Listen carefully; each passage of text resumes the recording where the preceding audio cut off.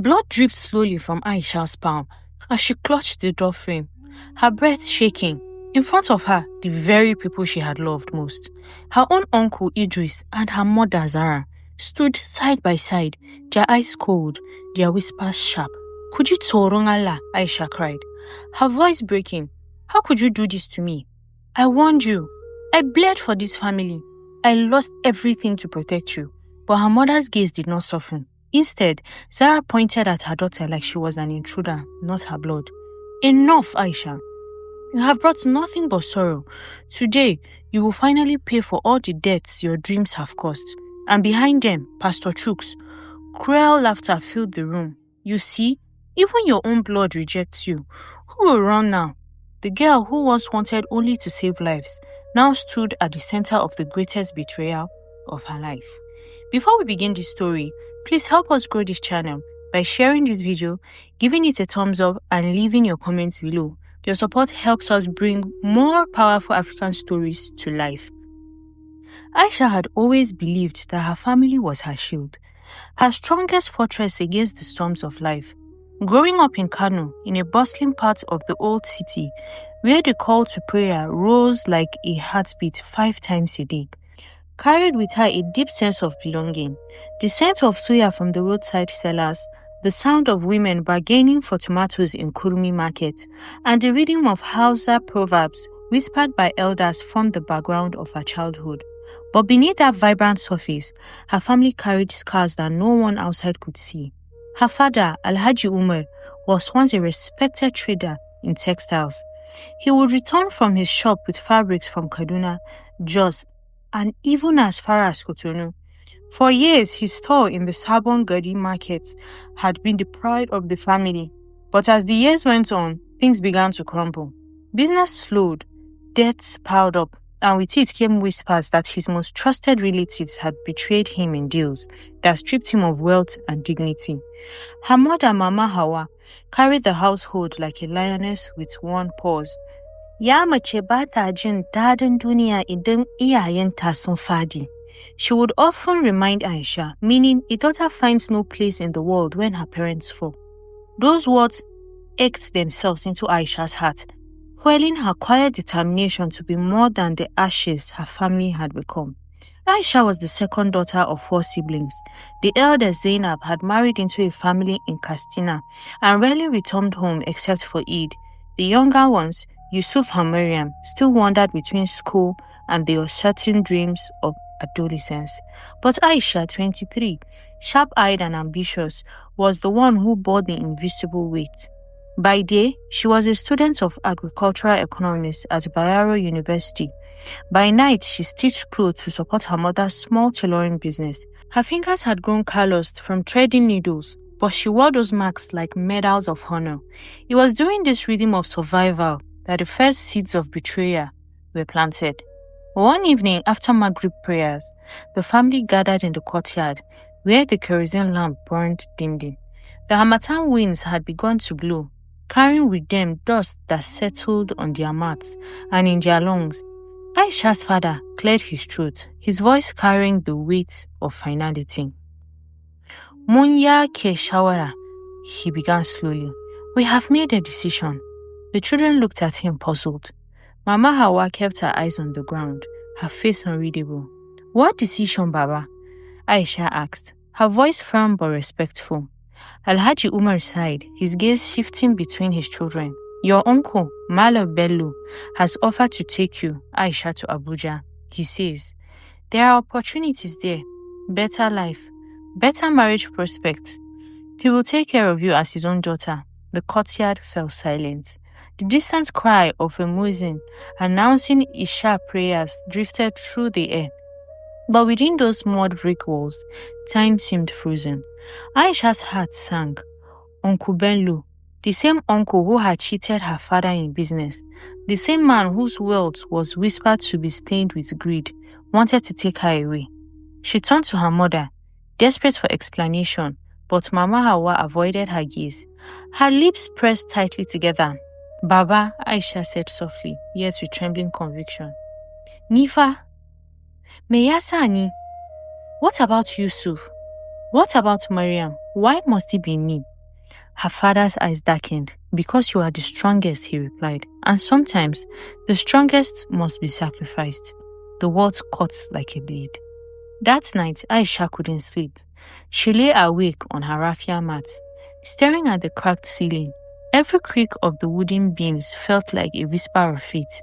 She thought about the streets of Abuja, strange faces, strange promises, and her uncle's sharp smile. The thought of her mother's silence, which felt like betrayal itself. She rose quietly, wrapping her shawl around her. Outside, the Harmattan night was cold. She whispered into the darkness, Ya Allah, ka nuna mun gaskiya. If this is a path of light, open it. If it is a path of betrayal, block it. Her breath fogged in the night air, disappearing like unanswered prayers. Days turned into weeks, and preparations were made. Uncle Bello sent money for new clothes, for a small suitcase, for the fare to Abuja. Each item felt like a chain binding Aisha to a destiny she had not chosen. Neighbors came to congratulate the family. Allah ya ba ta sa'a, they said. May God grant her success. They spoke as if she were a bride being sent to her husband's home.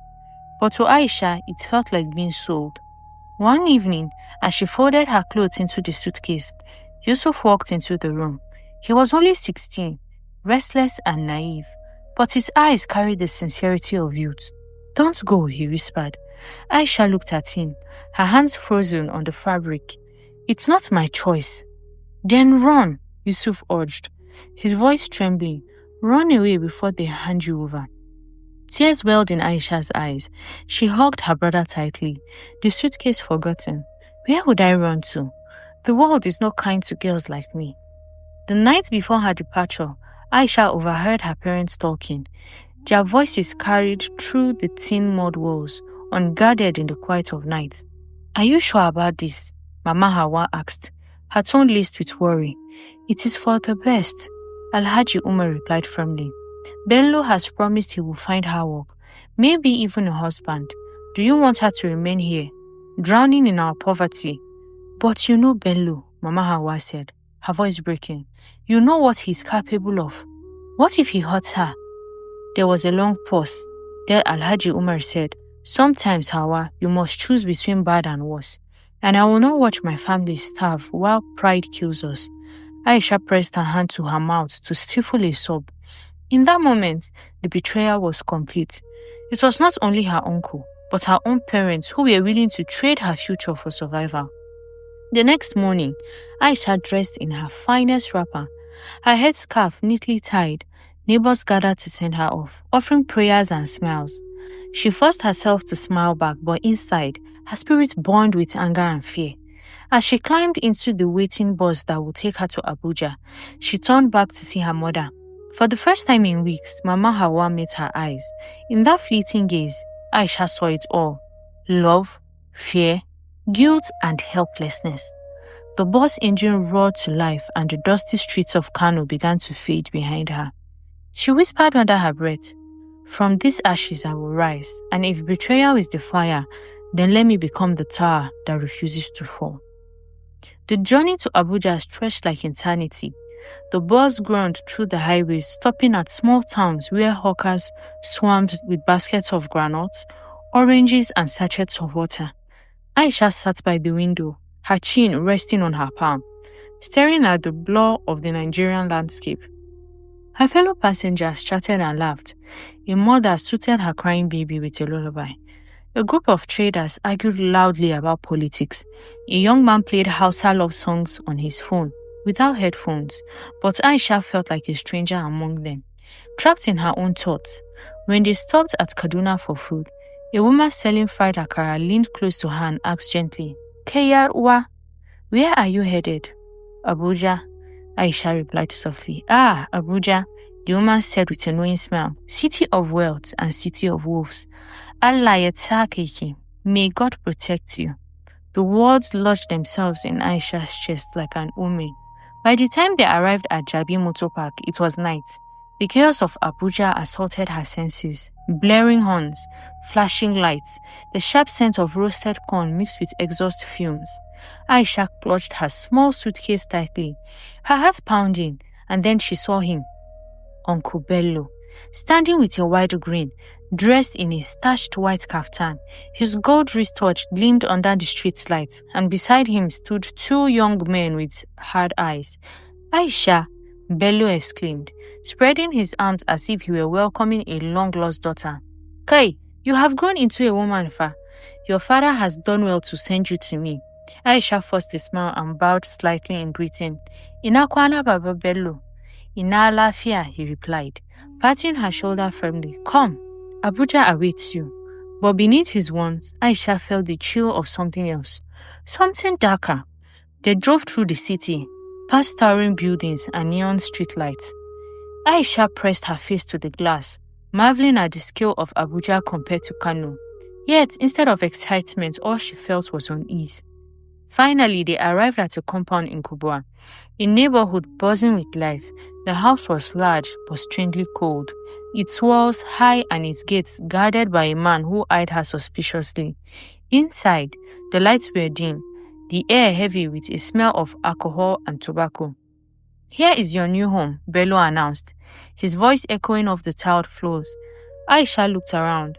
Several girls, not much older than her, sat in the living room.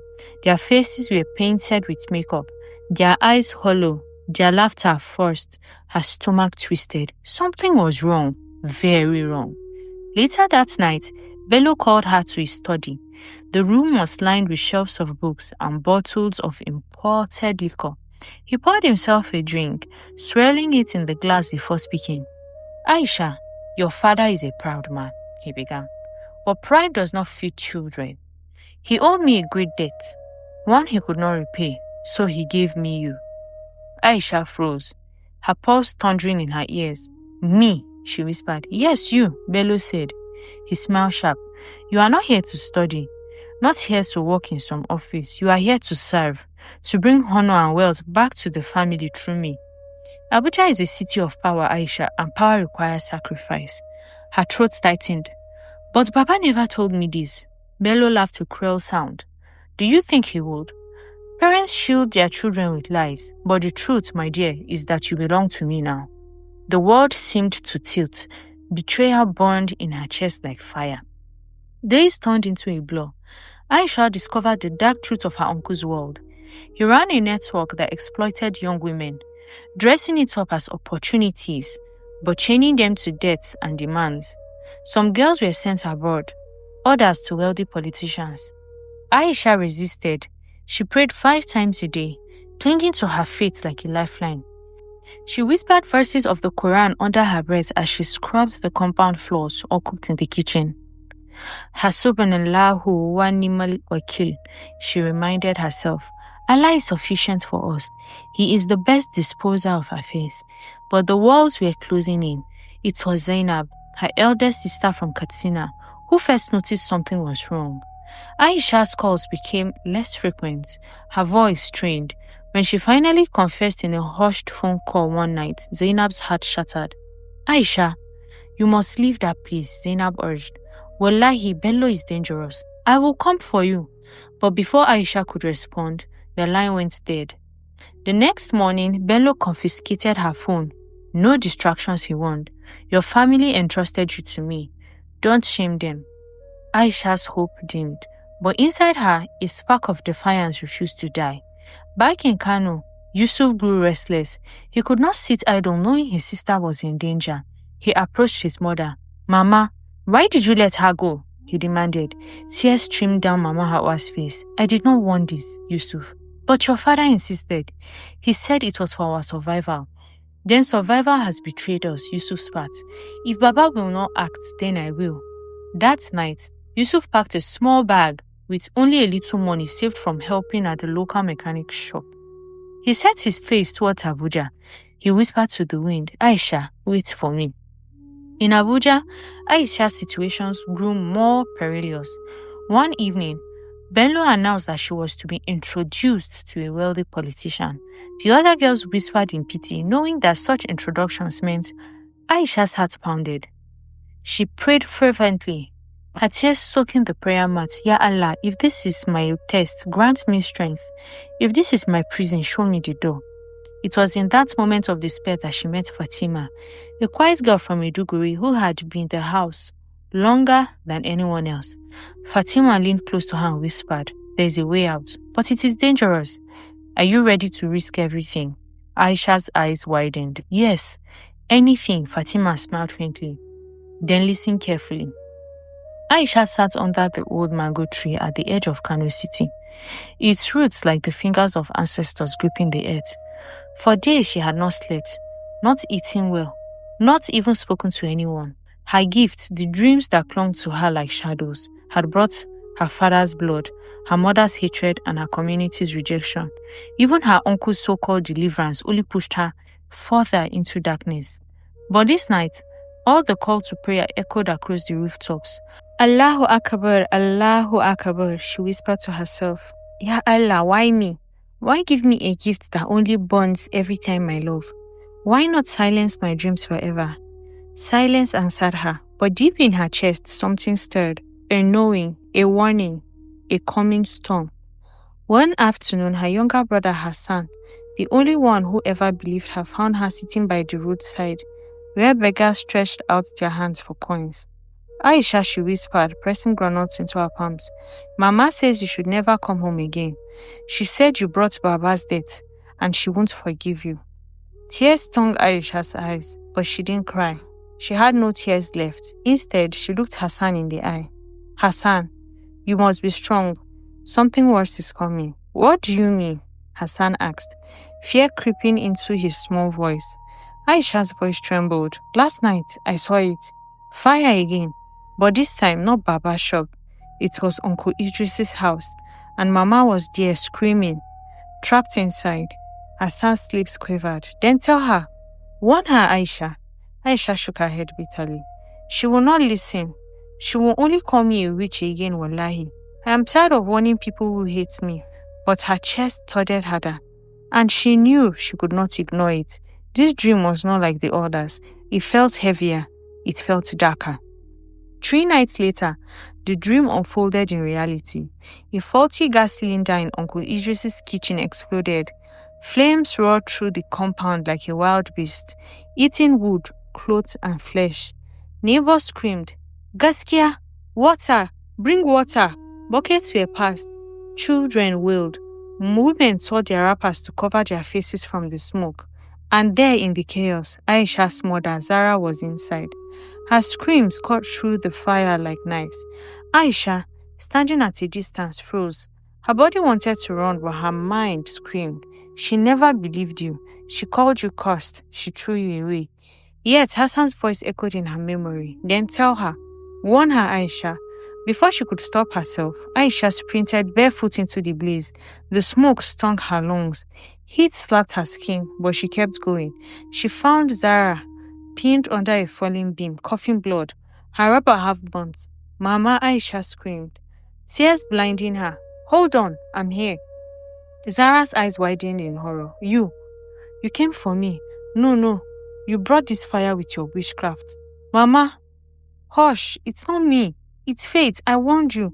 Don't touch me," Zara spat, even as flames licked her closer. But Aisha, with the strength of desperation, lifted the beam and dragged her mother out. Her arms blistered, her feet bled, but she didn't stop until they were outside in the dust.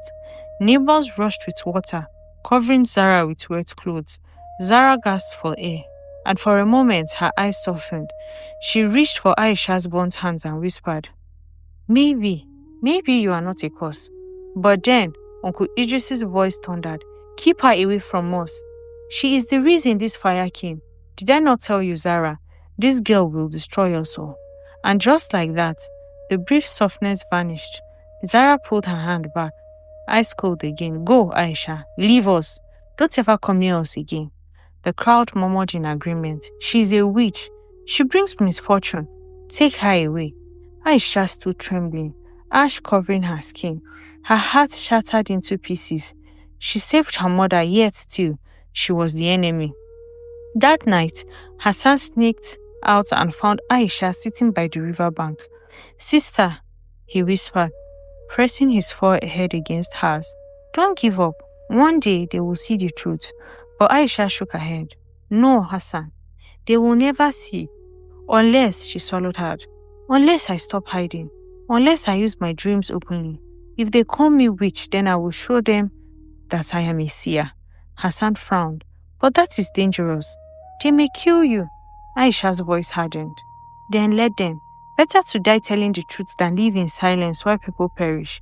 She stood, lifted her face to the moon, and whispered, Ya Allah, give me strength. If this is my path, I will walk it. The following week, the Emir of Kano himself heard whispers of a girl who dreamt people's deaths before they happened. He summoned her. The palace was filled with gold, courtyard wide as football fields, guards in red turbans holding spears. Aisha stood barefoot before the Emir, trembling. Is it true, the Emir asked in a deep voice, that you see the unseen in your sleep? Yes, said King Kano.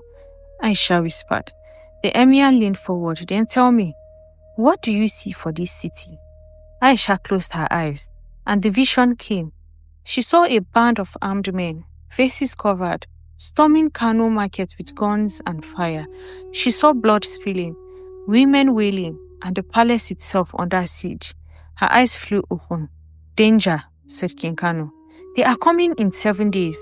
If you do nothing, the markets will burn and lives will be lost. The Emir's eyes darkened. He turned to his council. Prepare the guards. Double the watch. If this girl speaks the truth, we owe her gratitude. If she lies, her blood will be on the sand. 7 days later, the bandits came exactly as Aisha had seen. But this time, the guards were ready. The attack was crushed, the market saved, the people spared, and the city cheered. Aisha the seer, Aisha the savior. Allah ya baki lafiya Aisha. For the first time, she tasted respect. For the first time, her dreams brought life, not death. But in the crowd, Zara's eyes burned with jealousy, and Uncle Idris's voice spread like poison. She only saved us because she caused it. Do not be fooled.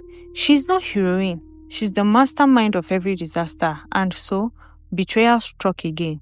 Even as Aisha rose, her own blood pulled her down.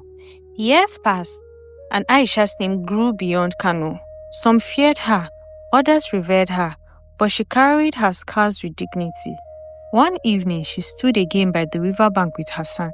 Sister, he said softly, after all this, do you still wish the dreams away? Aisha smiled sadly. No, Hassan. My dreams are my ashes, but from ashes towers rise. If betrayal is my shadow, then truth will be my tower. And with that, she turned her face to the horizon, ready to face whatever came next, no longer as a cursed child, but as a woman of vision. If this story of Aisha's pain, betrayal, and strength inspired you, please help us grow this channel by sharing this video, giving it a thumbs up, and leaving a comment below. And don't forget to hit the subscribe button so more people can discover powerful African stories like this one.